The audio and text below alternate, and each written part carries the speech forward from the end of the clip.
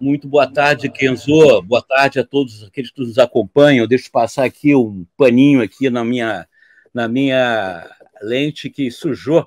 Eu estava prestando muita atenção, muito boa entrevista com o Pablo Nobel, e eu estava aqui com muitas pulgas atrás da orelha, né, perguntando, queria até perguntar para ele, quase que eu te passei aí, para você perguntar para ele, por exemplo, quais seriam as características, por exemplo, de um candidato da direita para 2026, se o ex-presidente Jair Bolsonaro seria ainda competitivo em 2026, né, ele como um profissional do marketing político. Agora, eu vi que, apesar de tudo, nas entrelinhas do que o Pablo Nobel falou, existe já um racha na direita, e a gente sentiu isso no fim de semana do PL, em que você vê que existe um pessoal que é mais, digamos assim, fiel ao Jair Bolsonaro, e outro pessoal que quer justamente seguir uma linha, vamos dizer, do próprio Tarcísio de Freitas, uma linha mais moderada, que se aproxime mais do eleitorado moderado, não tão radical.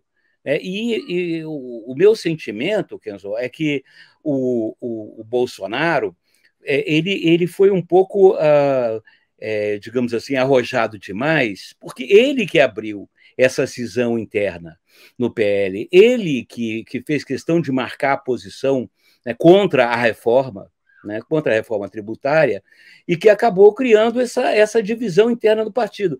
Eu não sei até que ponto o Valdemar Costa Neto está por trás disso tudo, porque o Valdemar é um político muito matreiro, né, é um cara muito sagaz, é uma pena que não seja para o bem, né, mas é um político sagaz. Até que ponto o PL vai suportar, por exemplo, esse cisma interno, entre os bolsonaristas e aqueles mais independentes? O que você acha, Kenzo?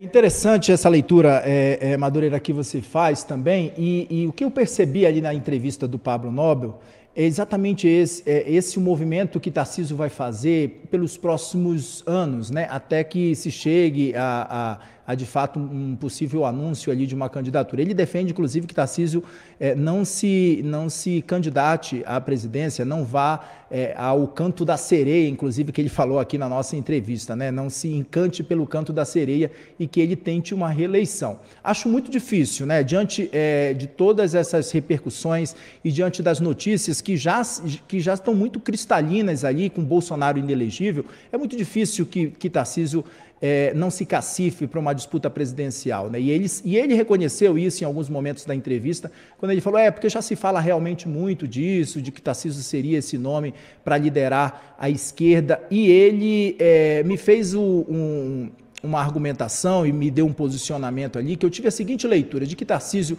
vai seguir, de fato, fazendo alguns acenos ali para o bolsonarismo, porque sabe da importância do bolsonarismo e o quanto que o bolsonarismo lhe levou até onde ele está no momento. Mas, quando esse bolsonarismo pesar na mão, quando esse bolsonarismo ir para o extremismo, Tarcísio deve se posicionar distante disso e deve fazer esses movimentos ao longo dos próximos anos. Pelo menos essa foi a leitura que eu tive da entrevista do Pablo Nobel, de que ele deve fazer isso nos próximos anos. Então, assim, quando vier ao extremismo, quando vier um posicionamento muito mais duro, muito mais radical do bolsonarismo, Tarcísio deve se descolar sim e deve fazer esses testes ao longo dos próximos anos, né? Estratégia política e de marketing mesmo, né? Até que ponto Tarcísio vai se distanciar do bolsonarismo? Acredito que deve se distanciar de forma paulatina, de forma cautelosa. Se distancia um pouco e volta de novo. Se distancia um pouco e faz novos acenos. Qual a sua leitura, Madureira?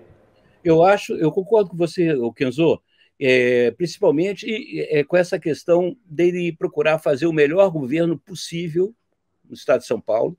Eu acho que ele, se ele for um cara sensato, ele vai seguir o Pablo Nobel, vai se candidatar à reeleição no estado de São Paulo e vai fazer um processo, digamos assim, lento e seguro da construção da própria, de uma vida política própria, de uma estrutura política própria, que vão conduzi-lo, ele, naturalmente a ser candidato. Hoje é o candidato que tem mais potencial a ser presidente da República. Não digo em 2026, né? Não, mesmo porque ele tem 48 anos, ele é muito jovem.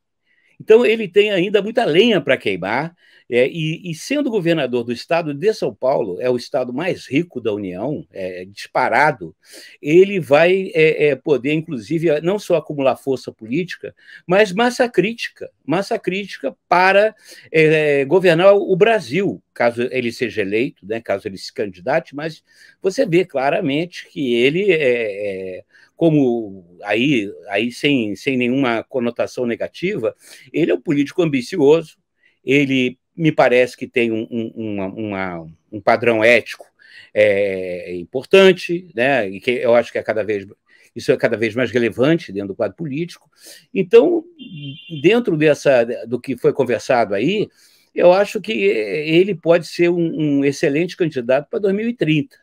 Realmente, 2026, a gente não sabe ainda, por exemplo, se o presidente Lula terá saúde e se fará um governo, né, que cria um potencial para ele ser candidato, né, à reeleição. E sendo ele candidato, quem seria, uma vez que o Bolsonaro tenha elegível, quem a direita apresentaria?